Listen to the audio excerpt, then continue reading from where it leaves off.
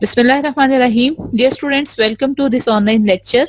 Last lecture में हमने database model से पहले तक जो हमारे पास इसके एडवांटेजेस पढ़े थे डेटाबेस के over the traditional file system, और उसके अलावा हमने डीबीए का रोल देखा था कि डीबीए का रोल क्या होता है किसी एक डेटाबेस मैनेजमेंट सिस्टम में।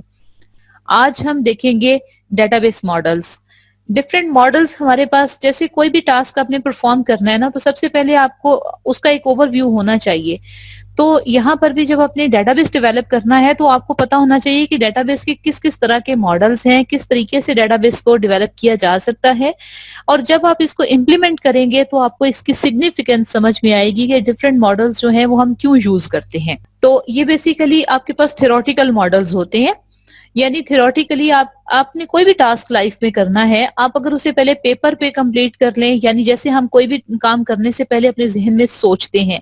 इवन अगर आपने उठ के कोई भी टास्क करना है, इवन आपने खाना खाना है, आपने कोई और रोजमर्रा जिंदगी का काम करना है, तो सबसे पहले आप अपने जहन में उसको सोचते हैं, फिर आप उसको इम्प्लीमेंट करते हैं। ऐसा हो नहीं सकता कभी भी किसी ह्यूमन बीइंग के लिए कि पहले वो सोचे ना जहन में कि मैंने ऐसा कुछ करना है और वो उस टास्क को कर ले। ऐसा नहीं होता। इसी तरह से जब हम इस तरह डिफरेंट ऑर्गेनाइज्ड किस्म के काम हमने करने हैं, ये थोड़े कॉम्प्लेक्स टास्क हैं, तो अमूमन हम इसका एक थ्योरेटिकल पेपर वर्क कंप्लीट करते हैं, उसके बाद फिर हम उसको इम्प्लीमेंट करते हैं। तो डेटाबेस मॉडल्स जो हैं उनको देखते हैं। हमारे पास डिफरेंट मॉडल्स हैं। पहला 5 टाइप्स ऑफ मॉडल्स को हम यहाँ पर डिस्कस करेंगे। पहला है हायरार्किकल डेटाबेस मॉडल। हायरार्किकल के नाम से ही जैसे जाहिर है कि इसमें एक हायरार्की मेंटेन्ड होगी, यानी आपके पास एक मेन जो है वो ओनर आपके पास ऑब्जेक्ट होगा डाटा का, और कुछ उसके मेंबर्स होंगे। In hierarchical model data is organised into tree like structure. जैसे ट्री में होता है एक मेन, आपके पास लेट्स से एक पेरेंट होता है, उसके बाद उसके 2-3 चाइल्ड हैं, फिर उसके बाद उन चाइल्ड के आगे चिल्ड्रन के आगे चिल्ड्रन हैं। इस तरह ये एक ट्री लाइक स्ट्रक्चर होता है, इसको एक हायरार्किकल स्ट्रक्चर भी कहते हैं। Data elements in subordinate relationship are called members. जो नीचे आपके पास जो सबऑर्डिनेट है, सबऑर्डिनेट क्या होता है, मातहत होता है, और आपके पास ऊपर एक ही, इस पूरे हायरार्किकल मॉडल में सिर्फ एक आपके पास ऐसा डाटा एलिमेंट होगा। ये सब डाटा एलिमेंट्स हैं ABCDEF। एक डाटा एलिमेंट होगा जिसका कोई पेरेंट नहीं है, जिसका कोई भी ओनर नहीं है, लेकिन उसके अलावा बाकी जितने भी एलिमेंट हैं उन सब का कोई ना कोई पेरेंट, कोई ना कोई ओनर जरूर है। और सबऑर्डिनेट एक से ज्यादा ऐसे हो सकते हैं जिनका आगे फर्दर कोई सबऑर्डिनेट ना हो, यानी वो किसी के ओनर ना हो। यही बातें टेक्स्ट में रीड कर लेते हैं। Data elements in subordinate relationship are called members and those having subordinates are called owners. In a hierarchical structure subordinates can have only a single owner, यानी हर एक का ओनर जो है वो एक ही हो सकता है। यानी उसका जो आप कह लें कि बॉस है, अगर एक ऑर्गेनाइजेशन है उसमें रूल है कि हर एम्प्लॉय का एक ही मैनेजर हो सकता है, कोई एम्प्लॉय 2 मैनेजर्स के अंडर नहीं आ सकते। या जैसे इदारों में, आप एजुकेशनल इंस्टीट्यूशंस में देखें कि डिफरेंट सब्जेक्ट के डिपार्टमेंट्स होते हैं, हर डिपार्टमेंट का एक ही हेड होता है, 2 हेड्स नहीं हो सकते। इसी तरह से ओवरऑल उन हेड्स का आप इसको ऐसे देखें कि जैसे ये फैकल्टी मेंबर्स हैं, ये एक डिपार्टमेंट है B और ये D डिपार्टमेंट है, तो ये जो D वाला नोड है ये D इस डिपार्टमेंट का हेड ऑफ डिपार्टमेंट है और ये इस डिपार्टमेंट का हेड ऑफ डिपार्टमेंट है, और इन दोनों का हेड जो है वो आप लेट्स से के प्रिंसिपल हैं। तो ये इस तरह की हायरार्की होती है। तो अब जैसे एक इदारे में 2 प्रिंसिपल्स नहीं हो सकती हैं, इसी तरीके से एक इदारे में 2 HOD नहीं हो सकते, एक डिपार्टमेंट में 2 HOD नहीं हो सकते, 2 हेड ऑफ डिपार्टमेंट नहीं हो सकते। ये हायरार्किकल मॉडल है। तो इसी तरह जब हमने इस तरह की किसी ऑर्गेनाइजेशन का डाटा जो है वो स्टोर करना है, तो हम हायरार्किकल मॉडल जो है उसको यूज करेंगे। और this structure is very suitable in describing many relationship in the real world. तो डेफिनेटली मैंने जैसे आपको एग्जांपल दी वो भी एक रियल वर्ल्ड एग्जांपल है। तो ये रियल वर्ल्ड की बहुत सारी चीजें, बहुत सारे सिस्टम जो होते हैं वो इस डेटाबेस मॉडल को यूज करते हुए हम डिजाइन कर सकते हैं। Some example of hierarchical model, table of content आपकी बुक में गिवन है। आप देखें कि एक चैप्टर के अंदर जो है वो डिफरेंट आर्टिकल्स होते हैं और उन आर्टिकल्स के अंदर डिफरेंट टॉपिक्स होते हैं। ये नहीं हो सकता कि एक टॉपिक जो है वो 2 चैप्टर्स में गिवन हो। तो इसी तरह उसके दो पेरेंट्स नोड या दो उसके ओनर नहीं हो सकते। और ऐसा नहीं हो सकता कि एक चैप्टर गिवन है और उसके अंदर कोई टॉपिक नहीं है, यानी आपके पास एक ओनर मौजूद है और उसका कोई सबऑर्डिनेट नहीं है, ऐसा भी नहीं होगा। उसके बाद आपके पास है डिपार्टमेंट्स, ये जो आपके पास टॉपिक्स हैं ये फिर किसी के ओनर नहीं है, ये टॉपिक्स जो है ये फिर उसके सबऑर्डिनेट कहलाएंगे। और उसके अलावा डिपार्टमेंट्स ऑफ एन ऑर्गेनाइजेशन जो मैंने अभी आपको बताया, जैसे डिफरेंट डिपार्टमेंट्स हो सकते हैं। किसी और कंपनी की एग्जांपल लें तो उसका कोई सेल्स डिपार्टमेंट हो सकता है, अकाउंट्स डिपार्टमेंट हो सकता है, उसका कोई इस तरह रिलेटेड डिफरेंट डिपार्टमेंट्स हो सकते हैं। तो इसके अलावा जो है कंप्यूटर की एग्जांपल लें तो मेमोरीज की जो टाइप्स हैं, जैसे मेन मेमोरी है तो उसके आगे रैम और रोम है, फर्दर फिर रैम की फर्दर टाइप्स हैं, आगे स्टैटिक, डायनेमिक और रोम की फिर ई रोम, ई प्रोम, इस तरह से एक हायरार्की है। तो अब ऐसा नहीं होगा कि जो आपके पास स्टैटिक रैम है वो रैम का भी हिस्सा हो, उसका भी सबऑर्डिनेट हो, रोम का भी हो, नहीं, वो सिर्फ रैम का ही सबऑर्डिनेट है। अब देखते हैं, आई थिंक सो कि आपको ये कॉन्सेप्ट जो है हायरार्किकल मॉडल जो है वो समझ में आ गया है। अगर कोई डिस्कशन होगी तो हम इस रिकॉर्डिंग के बाद उसको डिस्कशन को कर लेंगे। नेटवर्क डेटाबेस मॉडल देखते हैं। Network model is a logical structure in which some of the data elements can have more than one owner data. ये ऐसा हो सकता है इसमें कि एक मॉडल जो है, एक जो आपके पास सबऑर्डिनेट है उसके एक से ज्यादा ओनर हो सकते हैं। जैसे यहाँ पर एक गिवन है, यहाँ नोड है जो कि लिखा हुआ नहीं है, आप इसे एज्यूम कर लें। अब इसके दो ओनर हैं आपके पास, ए भी इसका ओनर है और एफ भी इसका ओनर है। इसकी एग्जांपल आप ऐसा ले सकते हैं, आप इंटरनेट पे सर्च कर रहे हैं, आप एक टॉपिक लेते हैं यहाँ पर, लेट्स से के फैशन डिजाइनिंग। तो अब वो उसका एक फैशन का एक अलग से फी आप कह लें कि आपके पास एक पूरे का पूरा एक कैटेगरी है और डिजाइनिंग की अलग कैटेगरी है। फैशन में सिर्फ ड्रेसेस नहीं आएंगे, फैशन में सिर्फ वो डिजाइनिंग नहीं आती है, फैशन में फिर और भी बहुत सारी चीजें जो हैं वो आ सकती हैं। इसी तरीके से डिजाइनिंग में सिर्फ वही डिजाइन नहीं आएगा बल्कि और भी कंपोनेंट्स आ सकते हैं। तो इस तरह के जो स्ट्रक्चर्स होते हैं जिसमें आपके पास एक से ज्यादा पेरेंट्स नोड हो सकते हैं, उसको हम नेटवर्क मॉडल कहते हैं।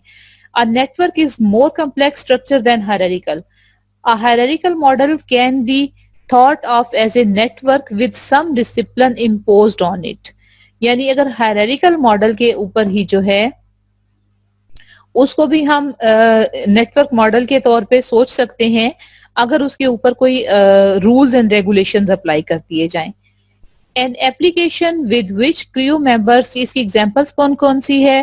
क्रू मेंबर्स हैं, लेट्स से कि अब एक ही क्रू मेंबर्स क्या होते हैं, आप एयरप्लेन पे जब ट्रेवल करते हैं तो क्रू जो जितना भी आपके पास स्टाफ होता है, एयर होस्टेस होते हैं, स्टुअर्ड्स होते हैं, वो सब के सब क्रू मेंबर्स हैं पायलट समेत।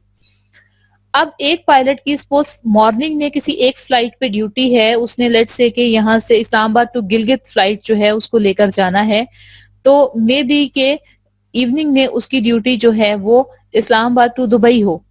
अब उसके दो पेरेंट नोड बन रहे हैं ना, कि वो एक मेंबर है लेकिन उसकी दो डिफरेंट जगह पर उसने दिन के मुख्तलिफ हिस्सों में डिफरेंट एयरक्राफ्ट के साथ या डिफरेंट फ्लाइट्स के साथ वो लिंक्ड है उस डेटाबेस सिस्टम में। इसी तरह एक एयर होस्टेस की ड्यूटी भी डिफरेंट फ्लाइट्स पर हो सकती है। यानी ऐसा नहीं होगा कि वो हमेशा इस्लामाबाद टू गिलगित फ्लाइट पर ही काम करें, नहीं, उनकी चेंज होती रहेंगी। और मे बी के कुछ स्पेसिफिक फ्लाइट्स ही हों कि वो 4 या 5 ऐसे फ्लाइट्स या ऐसे सिटीज हों वो सिर्फ उन्हीं सिटीज में ट्रेवल करते हों। तो इस तरह से उनके कुछ पेरेंट नोड जो है वो ज्यादा हो सकते हैं, एक से ज्यादा। एयरक्राफ्ट जो होता है उसके भी ज्यादा होंगे, यानी एक एयरक्राफ्ट, एक जहाज जो है वो जरूरी नहीं कि हमेशा एक ही सिटी में जाए। लेट्स से कि एक जहाज जो है वो एक दिन जो है इस्लामाबाद टू कराची जा रहा है, तो नेक्स्ट डे वही जहाज जो है वो इस्लामाबाद टू लाहौर के लिए फ्लाई कर सकता है। तो इस तरह उसके पेरेंट नोड जो हैं वो एक से ज्यादा हो सकते हैं। राउट्स जो हैं यानी इनके जो पाथ फॉलो करने हैं, ये आप अपनी कॉमन ट्रैफिक की भी बात हम कर सकते हैं। एक सोर्स से दूसरी डेस्टिनेशन तक पहुंचने के लिए हमारे पास एक से ज्यादा पाथ अवेलेबल होते हैं। स्केड्यूल जो होता है, जैसे आपका टाइम टेबल वगैरह है या फ्लाइट्स का स्केड्यूल है, इसके अंदर भी आपके पास चीजें ओवरलैप कर रही होती हैं। और इसी तरीके से जैसे आपके पास एक ही स्लॉट में 2-3 इलेक्टिव कोर्सेज हैं तो वो 3 या 2-3 क्लासेस हो रही होती हैं। और जरूरी नहीं कि रोजाना ही उस तरह हो रहा हो, किसी एक दिन हो सकता है कि उनमें से कोई एक क्लास हो रही हो। तो इस तरह आपके पास ये डिफरेंट एग्जांपल्स हैं इसकी। ये सब नेटवर्क मॉडल की, अगर हमने एक टाइम टेबल का सॉफ्टवेयर बनाना है तो वहां पर भी हम उसका एक मॉडल जो है वो क्रिएट करेंगे और या उसको फॉलो करेंगे। उसके बाद है रिलेशनल डेटाबेस मॉडल। ये मॉडल है जो एक्चुअली आपने स्टडी करना है, जिसको आपने इम्प्लीमेंट करके अपना प्रोजेक्ट बनाना है। In relational database model data is held in tables. इसमें डाटा टेबल्स में जो है वो स्टोर किया जाता है। टेबल क्या है? Collection of rose and columns. जैसे एक स्टूडेंट का टेबल है तो स्टूडेंट का जो नेम होगा वो एक उसका, लेट्स से कि स्टूडेंट का रोल नंबर जो है वो पहला कॉलम है, उसके बाद नेम दूसरा कॉलम है, उसके मार्क्स इन इंग्लिश तीसरा कॉलम है, मार्क्स इन कंप्यूटर चौथा कॉलम है, एंड सो ऑन। और रोज में देखें तो पहली रो में स्टूडेंट नंबर 1 का नाम डाटा पड़ा है, दूसरी रो में स्टूडेंट नंबर 2 का डाटा पड़ा है। अब ये आपके पास डाटा टेबुलर फॉर्म में अरेंज हो गया। तो इसको रिलेशनल मॉडल में इसको हम टेबल को रिलेशन भी कहते हैं। The relation in relational database refer to various tables in the database which are linked with each other. अब ये जो टेबल्स होते हैं ये एक दूसरे के साथ लिंक्ड होते हैं। ये जो बीच में लाइनें बनी हुई हैं इनका कुछ मीनिंग है जो कि हम आगे जाके नेक्स्ट चैप्टर में इसको एक्सप्लोर करेंगे। ये रिलेशनशिप्स की टाइप्स हैं। A table in database consists of rows and columns, ये मैंने आपको बता दिया। One row hold the record और each column जो है वो एक attribute या field को represent करता है। इसका क्या मतलब है? मैंने आपको बताया कि एक रो में एक स्टूडेंट का डाटा होगा, दूसरी रो में दूसरे स्टूडेंट का डाटा, तो वो एक पूरे स्टूडेंट का एक रिकॉर्ड है कि स्टूडेंट का नाम क्या है, इसके किस सब्जेक्ट में कितने मार्क्स हैं, इसकी ओवरऑल परसेंटेज क्या है, एंड सो ऑन। इस तरह की और आपके पास उसकी इंफॉर्मेशन हो सकती है। और कॉलम क्या है? कोई एक एट्रीब्यूट। नेम के कॉलम में अगर नेम होंगे तो सब स्टूडेंट्स के नेम उसी कॉलम में आएंगे। अगर कंप्यूटर के मार्क्स हैं किसी एक कॉलम में तो वो सारे कॉलम्स में सिर्फ कंप्यूटर के ही मार्क्स आएंगे, किसी और सब्जेक्ट के नहीं आएंगे। तो इसको कॉलम को फील्ड भी कहते हैं। ये आगे आप पढ़ भी लेंगे ये चीजें। The relational database model is used to make database management system more independent of any particular application. अब इसके बहुत से बेनिफिट्स हैं। ये सारे मॉडल्स के अपने अपने बेनिफिट्स हैं। डिफरेंट एनवायरनमेंट में डिफरेंट मॉडल्स को अप्लाई करते हैं। और रिलेशनल मॉडल में क्या ये है कि ये अमूमन हमारा जो है किसी भी पर्टिकुलर एप्लीकेशन पे डिपेंड नहीं कर रहा होता, एप्लीकेशन इंडिपेंडेंट होता है।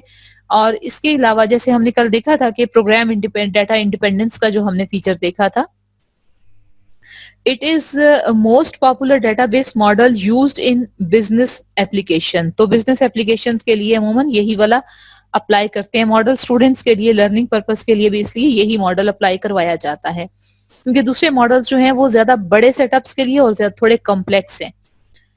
फिर है जी आपके पास थर्ड पे है आ गया, फोर्थ नंबर पे आ गया object oriented model. Object oriented में हम ये जितने भी एलिमेंट आपने देखी है ना, पहले जो रिलेशनल मॉडल था उसमें जो एक हमारे पास इंफॉर्मेशन का आप कह लें ना, जिसके बारे में हम इंफॉर्मेशन रख रहे हैं उसको हम एंटिटी कहते हैं। जैसे मैंने स्टूडेंट की एग्जांपल दी तो स्टूडेंट एक एंटिटी है। इसी तरह से अगर टीचर है तो वो एक एंटिटी है। आप कोई कोर्स डिफरेंट पढ़ रहे हैं तो कोर्स एक एंटिटी है। लेकिन यहाँ पर हम उन सारी चीजों को एज ए ऑब्जेक्ट डील करते हैं। इवन जो भी हमारी रियल वर्ल्ड की जो भी हमारे पास इंफॉर्मेशन होती है, एक स्टूडेंट यहाँ पर एक ऑब्जेक्ट होगा। उस ऑब्जेक्ट के कुछ कैरेक्टरिस्टिक्स होंगे, कुछ खूबियां होंगी। फॉर एग्जाम्पल स्टूडेंट के क्या कैरेक्टरिस्टिक हो सकते हैं? स्टूडेंट का कोई नाम होगा, स्टूडेंट का कोई जो है वो फादर नेम होगा, उसकी कोई क्वालिफिकेशन होगी, उसकी कोई क्लास होगी। ये उसके कैरेक्टरिस्टिक्स हैं। यही जो पीछे हमने फील्ड पढ़े हैं ना, वो यहाँ पर उसके कैरेक्टरिस्टिक्स हैं। और इन स्टूडेंट्स पे कोई हम टास्क अप्लाई कर सकते हैं, कोई काम कर सकते हैं। क्या काम कर सकते हैं? स्टूडेंट को हम पढ़ा सकते हैं, पास कर सकते हैं, फेल कर सकते हैं, उसको हम एडमिशन दे सकते हैं, उसको हम एक्सपेल कर सकते हैं। तो ये जितने टास्क उसके ऊपर परफॉर्म किए जा सकते हैं ये सारे एक्शंस हैं। तो ऑब्जेक्ट ओरिएंटेड मॉडल में बेसिकली इन ऑब्जेक्ट्स के एट्रीब्यूट्स को और उनके एक्शंस को जो है वो कोडिंग में, प्रोग्रामिंग में रिप्रेजेंट किया जाता है। एक और एग्जांपल आपको दे देती हूँ। लेट्स से आप ट्रांसपोर्ट के लिए कोई सिस्टम बना रही हैं, तो उसमें आपके पास अब बस जो है, डिफरेंट बसेस जो हैं वो आप हम एक इदारे की बात करते हैं, एक एजुकेशनल इंस्टीट्यूशन की का हम ट्रांसपोर्ट सिस्टम जो है उसके लिए कंप्यूटराइज सॉफ्टवेयर बना रहे हैं। तो सॉफ्टवेयर उसमें आपके पास बस जो है वो एक ऑब्जेक्ट है। उस बस के डिफरेंट जो है वो आपके पास डिफरेंट बसेस होंगी, हर बस के अपने एट्रीब्यूट्स होंगे, किसी बस की कैपेसिटी कुछ होगी, किसी बस की कैपेसिटी कुछ होगी। और कोई बस जो है, कोई खास जो है वो लेट्स से कि कुछ बसेस खास जो है रूट्स उन पर जा सकती हैं जिनके साइज छोटे होंगे बसेस के, वो ऐसे एरियाज में जा सकती होंगी जहां पर गलियां या रास्ते थोड़े तंग हैं। और जिन बसेस के साइज बड़े होंगे वो सिर्फ हाईवेज पर और ऐसी जगहों पर जा सकती होंगी जहां पर सड़कें जो हैं वो रोड्स बड़े खुले रोड्स हैं। तो इस तरह से हम उन बसेस के और इसी तरह उनके एट्रीब्यूट्स होंगे। हर बस की कोई इंजन कैपेसिटी होगी, कोई सीटिंग कैपेसिटी होगी, उसके कोई और फीचर्स होंगे और इसके अलावा जो है ये सारे उसके फीचर्स होंगे और एट्रीब्यूट उसके मेथड्स या उसके ऑपरेशंस क्या-क्या वो परफॉर्म कर सकती है कि हम उस बस को लेट्स से कि हम किसी रूट पे भेज सकते हैं, नहीं भेज सकते हैं, उसको हम किसी और जगह से लेट्स से कि बोरो कर सकते हैं, किसी दूसरे इंस्टीट्यूशन से बस ले सकते हैं, किसी दूसरे इंस्टीट्यूशन को दे सकते हैं एंड सो ऑन। अब देखते हैं टेक्स्ट में, object oriented database also called object database management system, इसको ओडीबीएमएस भी कहते हैं। ODBMS जो है वो store objects rather than data such as integer, real number, strings. Objects are क्या होते हैं? Objects are used in object oriented programming languages such as in C++ and Java. अब जब आप सेकंड ईयर में जाके C++ पढ़ेंगे तो वहां पर इन ऑब्जेक्ट्स को आप क्रिएट करके देखेंगे और जावा में भी ये भी ऑब्जेक्ट ओरिएंटेड लैंग्वेज है।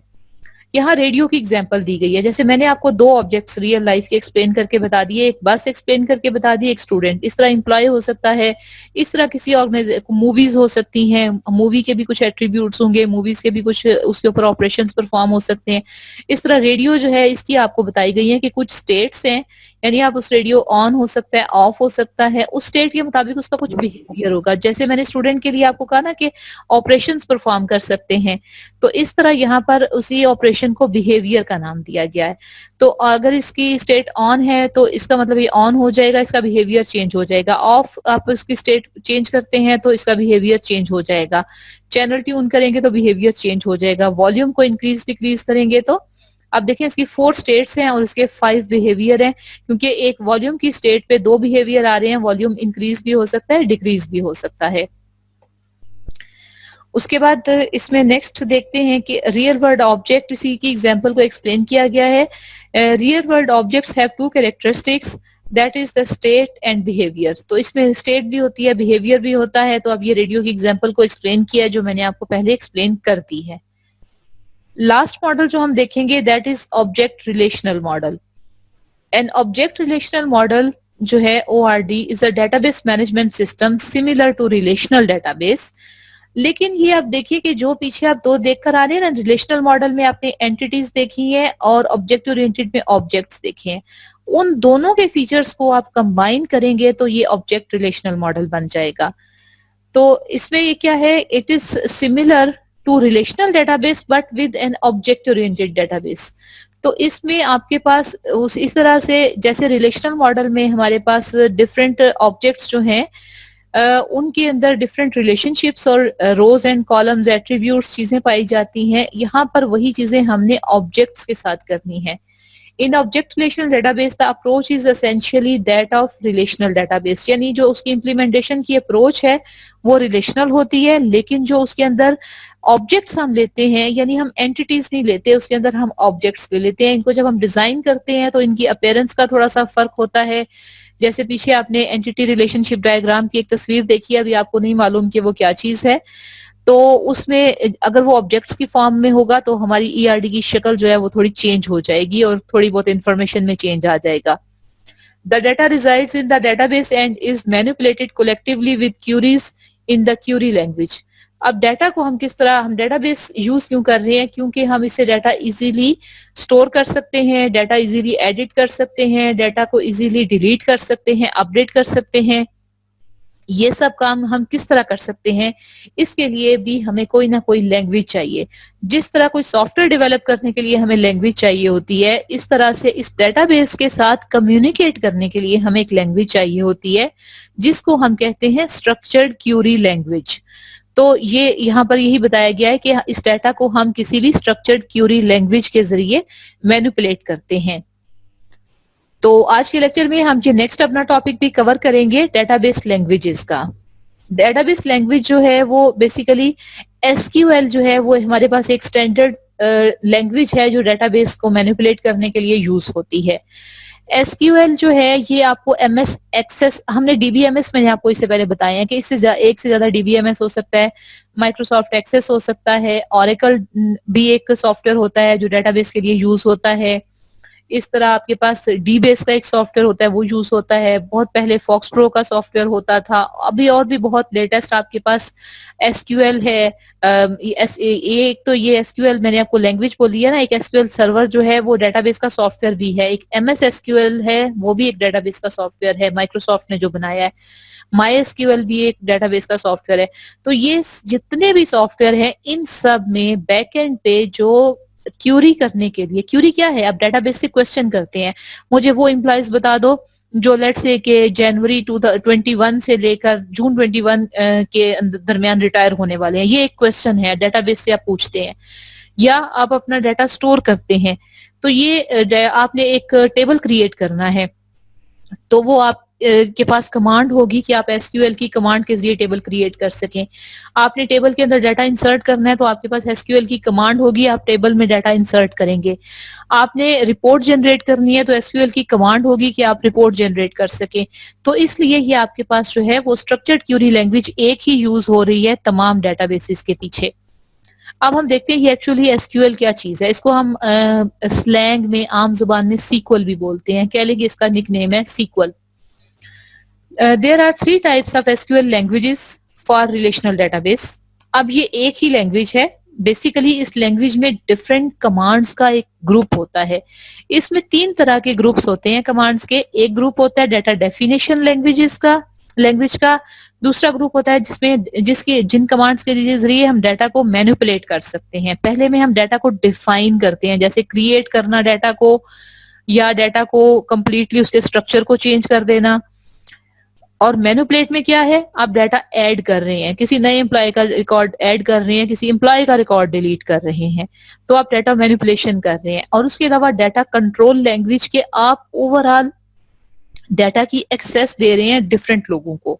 इनको थोड़ा डिटेल से देख लेते हैं उस हद तक जिस हद तक आपके टेक्स्ट में गिवन है। अदरवाइज ये एक काफी कॉम्प्लिकेटेड आप कह लें कि टॉपिक है जिसके ऊपर बहुत ज्यादा एक्सप्लेन जिसे किया जा सकता है। हम यहाँ इतना ही डिस्कस करेंगे जो आपके सिलेबस में है। डाटा डेफिनेशन लैंग्वेज, इसको आम जुबान में हम इन सबको इन शॉर्ट इसको डीडीएल बोलते हैं, डीएमएल और डीसीएल। तो डीडीएल क्या है, नाम से जाहिर है कि डाटा डेफिनेशन है।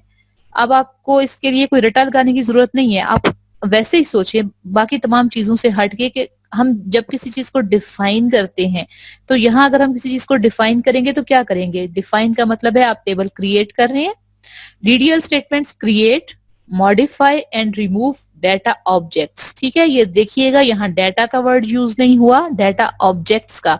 और ऑब्जेक्ट्स क्या हैं, ऑब्जेक्ट्स क्या हो सकते हैं, टेबल्स हो सकते हैं, फॉर्म्स हो सकते हैं, रिपोर्ट्स हो सकती हैं, क्यूरीज हो सकती हैं। ये डिफरेंट डेटाबेस के ऑब्जेक्ट्स हैं। ठीक है, यहाँ डाटा की बात नहीं हो रही, डाटा ऑब्जेक्ट्स की बात हो रही है। तो ये बेसिकली डाटा डेफिनेशन है कि आपने एक स्टूडेंट का टेबल क्रिएट करना है।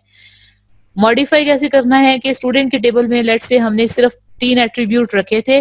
जब हमने टेबल क्रिएट किया तो हमने स्टूडेंट का रोल नंबर रखा, नेम और फादर नेम रखा। अब हमें उसके स्ट्रक्चर को मॉडिफाई करना है कि हमने उसमें सब्जेक्ट की भी लिस्ट रखनी है कि मार्क्स का कॉलम ऐड करना है। तो ये अब हम डाटा में चेंज नहीं कर रहे, टेबल के स्ट्रक्चर को मॉडिफाई कर रहे हैं। तो उसके लिए हमें डीडीएल चाहिए, डाटा डेफिनेशन लैंग्वेज। और इसी तरीके से हम कोई कॉलम डिलीट करना चाह रहे हैं, उसके टेबल के स्ट्रक्चर में से कुछ डिलीट करना चाह रहे हैं या पूरा टेबल डिलीट करना चाह रहे हैं, तो भी हम जो है हमें डीडीएल चाहिए होगी। Some important task that of DDL क्या क्या है, डेटाबेस ऑब्जेक्ट को क्रिएट करना, उनका ऑल्टर करना या मॉडिफाई करना और डिलीट करना। ये इनसे क्या मुराद है ये मैंने आपको एक्सप्लेन कर दी है। नेक्स्ट हमारे पास है डेटा मैनिपुलेशन लैंग्वेज। मैनिपुलेशन में अब हम डेटा पे आ गए हैं। अब हमने किसी स्टूडेंट का रिकॉर्ड, अगर स्टूडेंट का टेबल आपने क्रिएट कर लिया, जितने भी कॉलम्स डिफाइन करने थे कर लिए, उसमें अब आप उसको मैनिपुलेट करना है डाटा को। उसमें आपने 100 स्टूडेंट्स का रिकॉर्ड डालना है। आप डाटा डाल रहे हैं, आपने किसी डाटा को अपडेट करना है। किसी स्टूडेंट का एड्रेस चेंज हो गया, आपने एड्रेस चेंज कर दिया। किसी स्टूडेंट के नेम के स्पेलिंग गलत हो गए, आपने उसको मॉडिफाई कर दिया। किसी स्टूडेंट की इंफॉर्मेशन, कोई टेलीफोन नंबर है वो चेंज हो गया, मॉडिफाई कर दिया, तो ये डाटा मैनिपुलेशन हो रही है। DML statements are used to manage और manipulate data. Some examples of DML में क्या है? Retrieve data from database. मैं चाहती हूँ मुझे तमाम स्टूडेंट्स के लिस्ट दिखा दे, नाम दिखा दे जो इस वक्त स्टूडेंट टेबल में मौजूद है, तो मैंने डाटा को रिट्रीव कर लिया। इंसर्ट करना है, मैंने उसमें कोई नए स्टूडेंट का डाटा ऐड करना है, इंसर्ट हो गया। अपडेट करना है, किसी कोई चेंज करना है किसी डाटा को, जैसे मैंने आपको बताया कि एड्रेस है वो चेंज करना है, या इसी तरीके से डिलीट करना है। कोई स्टूडेंट ही हमारे से पास से चला गया, हम स्टूडेंट का रिकॉर्ड डिलीट कर रहे हैं, ठीक है। ये देखिए हम टेबल नहीं डिलीट कर रहे, पूरा स्टूडेंट का रिकॉर्ड डिलीट कर रहे हैं, तो ये डाटा मैनिपुलेशन है। थर्ड नंबर पे हमारे पास है DCL, data control language. Data control language is used for controlling the data. User can access the data based on the privileges given to him. अब ये जो डाटाबेस हमारे पास होता है ना, ये बहुत सिक्योर है। आपने इसके फीचर्स देखे हैं कि अगर किसी को हम ये प्रिविलेज देते हैं, ये फैसिलिटी देते हैं डाटाबेस के किसी यूजर को कि वो सिर्फ स्टूडेंट्स के रिकॉर्ड देख सकता है, इवन के सिर्फ स्टूडेंट के नेम देख सकता है, उनके मार्क्स नहीं देख सकता, तो हम ये सिक्योरिटी चेक भी लगा सकते हैं। इनको हम प्रिविलेजेस कहते हैं। रिस्ट्रिक्शंस होती हैं, प्रिविलेजेस होते हैं, ये बेसिकली राइट्स होते हैं जो हम यूजर्स को देते हैं। तो ये राइट्स जब आपने चेंज करने हैं कि कौन से टेबल को कौन से लोग देख सकते हैं, किस टेबल पे क्या एक्शन परफॉर्म किए जा सकते हैं, तो ये सब चीजें आपके पास डाटा कंट्रोल लैंग्वेज में आती हैं। Some important task of DCL to allow specific user to perform specific task. आपके पास एक नया एम्प्लॉय आया, आपने उसको अलाउ किया कि आज वो लेट्स से के सारे रिकॉर्ड को देखे और वो उसके अंदर नए स्टूडेंट्स की एंट्री करे, तो आपने उसको अलाउ कर दिया कि वो नई डाटा एंट्री कर सके। लेट्स से कि उसका जो है ट्रांसफर किसी और डिपार्टमेंट में हो गया, अब आप चाहते हैं कि अब वो यूजर जो है अब आपके डाटा को एक्सेस ना कर सके, तो अब आप क्या करेंगे, उस यूजर से वो प्रिविलेज जो आपने उसको दिए थे वो उससे वापस ले लेंगे। यूजर वो आपके डाटाबेस का है, लेट्स से कि अब वो स्टूडेंट के रिकॉर्ड को एक्सेस नहीं कर सकता, अब वो किसी और डिपार्टमेंट के रिकॉर्ड्स को एक्सेस कर सकता है, तो ये आपने उसके स्पेसिफिक प्रिविलेजेस उसको दिए। डिसअलाउ करना, आपने किसी स्पेसिफिक टास्क से यूजर को रोक दिया कि वो टास्क नहीं कर सकता। रिजर्वेशन करनी है कोई, आप एयरलाइन के अंदर कोई एम्प्लॉयज हैं, कुछ एम्प्लॉयज थे उनका जो है लेट्स से के पहले रिजर्वेशन डिपार्टमेंट में थे, वो रिजर्वेशन करते थे, उनके पास ये राइट्स थे कि वो टिकट जो है वो यूजर को असाइन कर सकें, उसको सीट एलोकेट कर सकें, लेकिन लेट्स से कि उनका डिपार्टमेंट किसी और उसका क्रू में चले गए वो, तो अब वो उन्होंने फ्लाइट पे जाना है, उनका जॉब नेचर चेंज हो गई है, या लेट्स से उसी एडमिनिस्ट्रेटिव में लेट्स से कि वो लोड मैनेजमेंट के तौर पे चले गए कि जहाज में जैसे एक फ्लाइट होती है तो उसमें देखा जाता है कि इसमें कितना सामान जो है वो एक लोड शीट उसकी बनती है कि इस पे कितना सामान जो है वो लोड हो सकता है और कितना हुआ है, क्या जहाज जो है वो ओवरलोड तो नहीं हुआ, इस तरह की चीजें हैं। अब वो डिफरेंट नेचर के टास्क पे चले गए हैं, अब उनको टिकट वाले सिस्टम से उनके प्रिविलेजेस वापस ले लिए गए, या कोई एम्प्लॉय छोड़ के चला गया तो उसका आपने यूजर आईडी चीजें डिलीट करनी है या उसको ब्लॉक करना है। टू कैंसिल प्रीवियसली ग्रांटेड और डिनाइड परमिशन, तो या पहले कोई परमिशन उसको गिवन थी आपने उसको डिसअलाउ कर दी, या पहले अलाउड नहीं थी अब आपने अलाउ कर दी। ये सब चीजें आप DCL के जरिए कर सकते हैं।